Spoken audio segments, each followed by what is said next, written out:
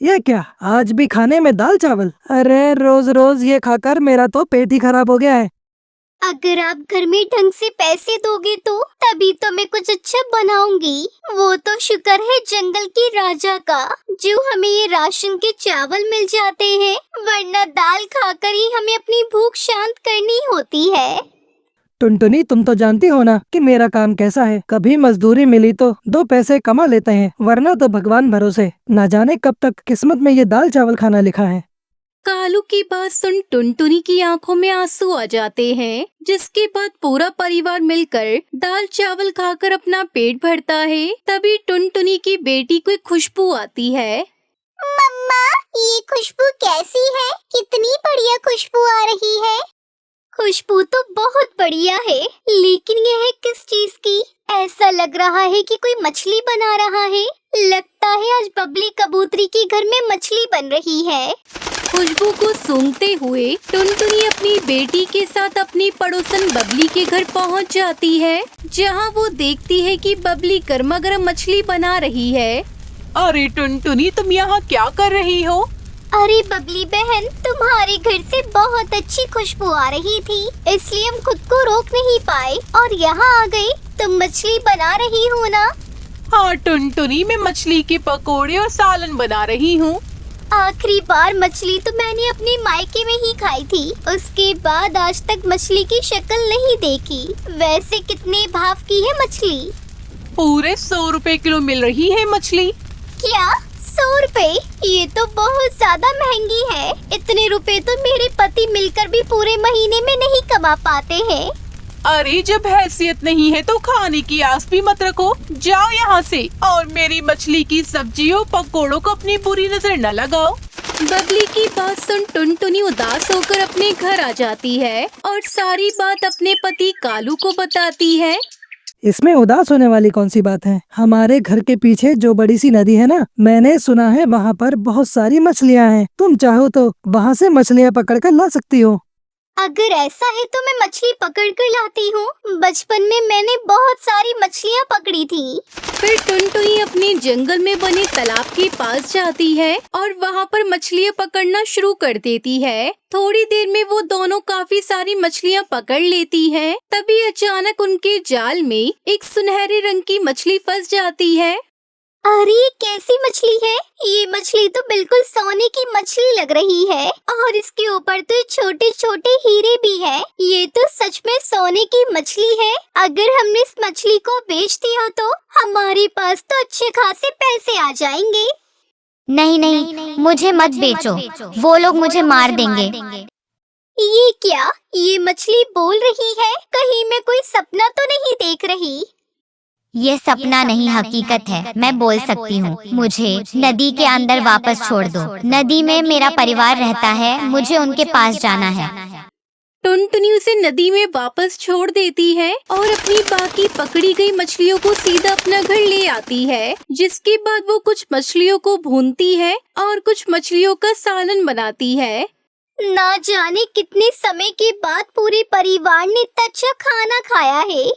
अब जब भी किसी का मछली खाने का मन करता तो टुनटुनी चिड़िया नदी से मछली पकड़कर ले आती और तरह तरह की मछलियाँ बनाती और ऐसे ही कई महीने गुजर जाते हैं। और एक दिन, अरे घर पर कोई है? देखिए, हमें खबर मिली है कि कुछ समय में यहाँ बहुत भयंकर तूफान आने वाला है, इसलिए आप सभी को कुछ समय के लिए यहाँ से कहीं और जाना होगा। लेकिन कबूतर भैया, हम लोग अपना घर छोड़कर कहाँ जाएंगे? देखिए, ये तो हम नहीं जानते, लेकिन अगर आप सभी को अपनी जान प्यारी है तो 2 घंटे के अंदर ही जगह खाली कर दीजिए। फिर सब पक्षी अपने घर छोड़कर वहाँ से थोड़ी दूर चले जाते हैं। थोड़ी देर में वहाँ पर एक बहुत भयंकर तूफान आता है और देखते ही देखते कुछ ही पल में जंगल में बने सभी घरों को तबाह कर देता है। सभी चीज तहस नहस हो जाती है। तूफान थमने के बाद जैसे ही वो सब लोग अपने घर वापस आते हैं, हे भगवान, ये क्या हो गया? मेरे सपनों का आशियाना उजड़ गया। अब हम क्या करेंगे? कहाँ जाएंगे?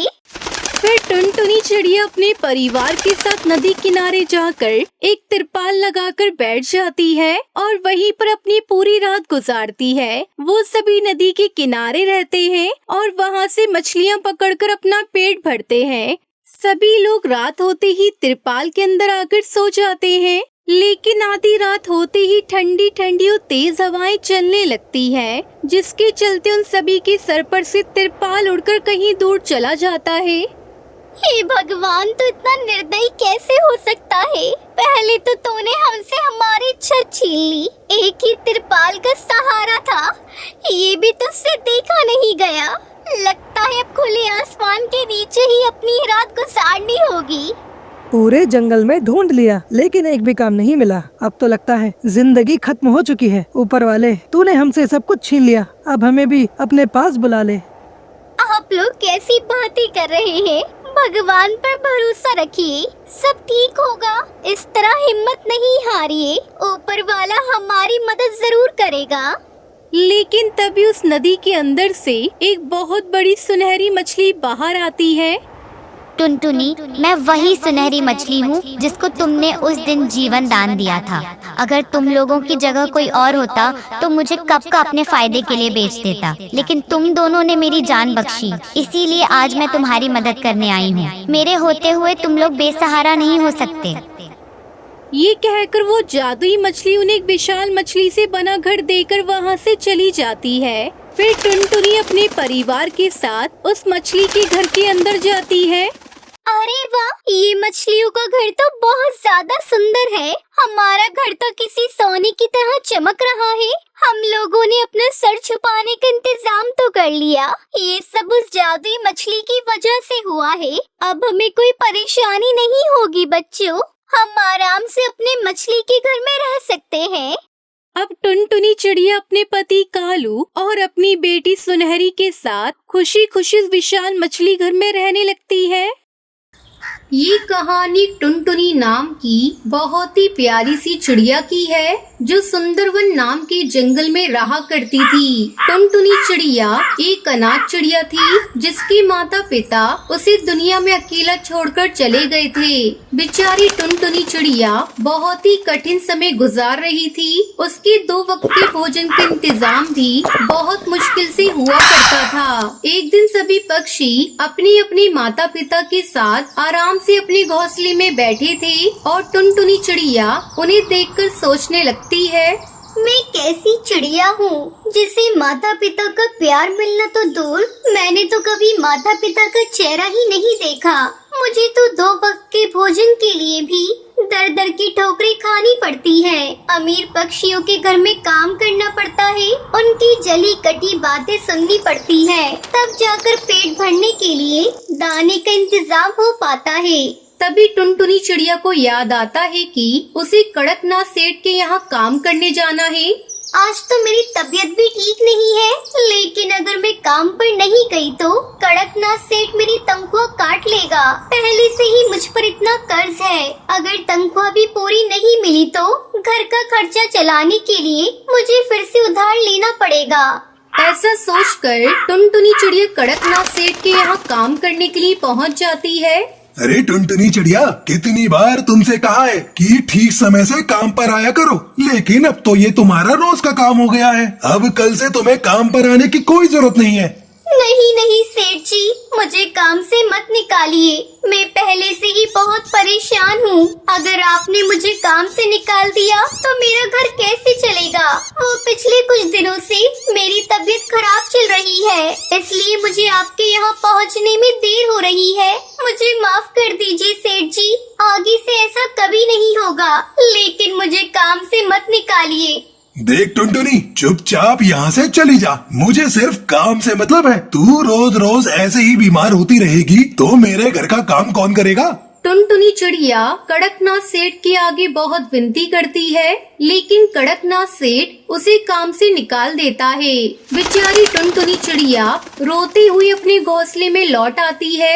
हे भगवान, मकान मालिक हरिया काका भी कुछ ही देर में आते होंगे।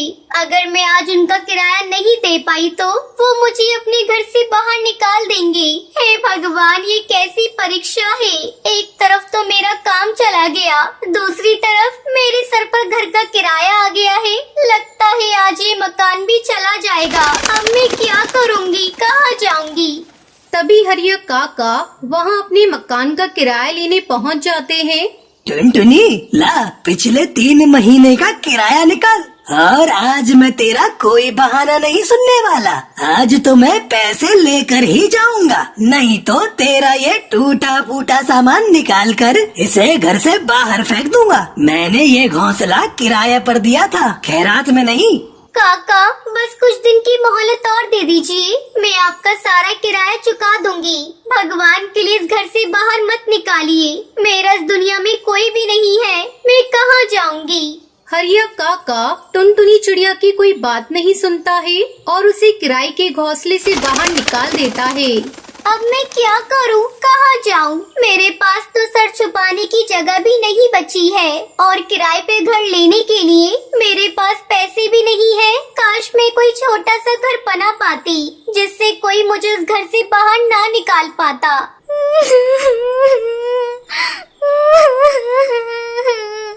टुनटुनी चिड़िया के रोने की आवाज सुनकर एक सुंदर सी नीले रंग की चिड़िया उसके पास आती है। क्या हुआ प्यारी बच्ची, तुम क्यों रो रही हो? कोई परेशानी हो तो मुझे बताओ, मैं तुम्हारी मदद करूंगी। मैं बहुत परेशान हूँ। मैं एक अनाथ चिड़िया हूँ। मैं किसी तरह एक सेठ के यहाँ मजदूरी करके अपना पेट भरती थी, लेकिन आज उन्होंने मुझे काम से निकाल दिया। मैंने पिछले कई महीने से मकान का किराया भी नहीं दिया था, इसलिए मकान मालिक ने मुझे इस घोंसले से भी उठाकर बाहर फेंक दिया। अब मेरे पास ना खाने के लिए दाना है, ना रहने के लिए कोई घर है। मैं अपना खुद का छोटा सा घर बनाना चाहती हूँ, लेकिन मेरे पास मकान बनवाने के लिए भी पैसे नहीं हैं।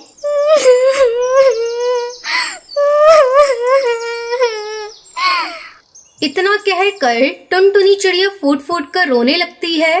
देखो टुनटुनी, रोने से कुछ नहीं होगा। तुम्हें ऐसा क्यों लगता है कि तुम अपना घोंसला नहीं बना पाओगी? तुम बिल्कुल अपना घोंसला बना सकती हो। मैंने कहा ना, मैं तुम्हारी मदद करूंगी। चलो सबसे पहले हम तुम्हारे घर के लिए कुछ कच्चा सामान लेकर आते हैं, फिर उससे मैं तुम्हें घर बनाना सिखाऊंगी। इसके बाद टूनी चिड़िया टुनटुनी को अपने साथ नदी के दूसरे पार ले जाती है।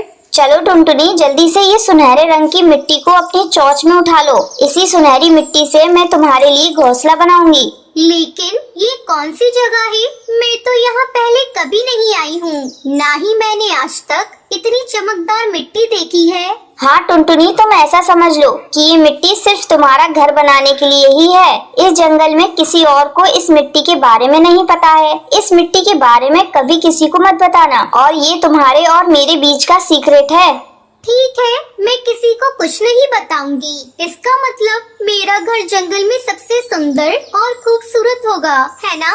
हाँ टुनटुनी, आपकी टूनी आंटी है ना, अब आपका घर इस जंगल में सबसे सुंदर होगा, और फिर इस घर से आपको कोई भी बाहर निकाल नहीं पाएगा। उसके बाद टुनटुनी चिड़िया अपनी चोंच में उठाकर वो सुनहरी मिट्टी ले आती है और देखते ही देखते वहाँ मिट्टी का एक ढेर इकट्ठा कर लेती है। उसके बाद टूनी चिड़िया अपने पास से एक जादुई छड़ी निकालती है और देखते ही देखते उस सुनहरी मिट्टी से एक बहुत ही सुंदर सा घर तैयार हो जाता है।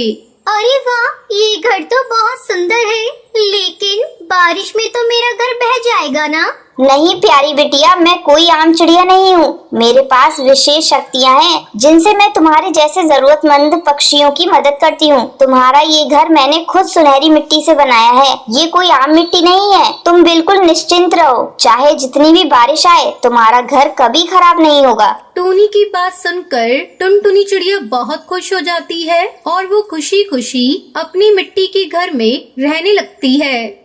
कड़कनाथ सेठ का जंगल में अच्छा कारोबार था। उसके घर में रुपए पैसे धन दौलत की कोई कमी नहीं थी। कड़कनाथ सेठ आजकल अपने इकलौते बेटे कालू कौवे के लिए एक सुंदर सी चिड़िया ढूंढ रहा था। एक दिन कड़कनाथ सेठ के दरवाजे पर दस्तक होती है। दरवाजा खोलने पर कड़कनाथ सेठ को एक सुंदर सी चिड़िया दिखाई देती है। हाँ हाँ, कहो बेटा, किससे मिलना है? अंकल जी, क्या आप कुछ देर के लिए मुझे अपने घोंसले में रुकने के लिए जगह दे सकते हैं? एक दुष्बाज मेरे पीछे पड़ा है। मेरे पिता ने एक बात से कुछ कर्ज ले रखा था। कर्ज चुकाए बिना ही मेरे पिता का देहांत हो गया है। जब से मेरे पिता की मौत हुई है, तब से वो बाज मुझ पर शादी करने का दबाव बना रहा है। मैं उस दुष्ट से शादी नहीं करना चाहती हूँ। किसी तरह से अपनी जान बचाकर यहाँ पर आई हूँ। प्लीज मुझे उस बाज की गंदी नजर से बचा लीजिए।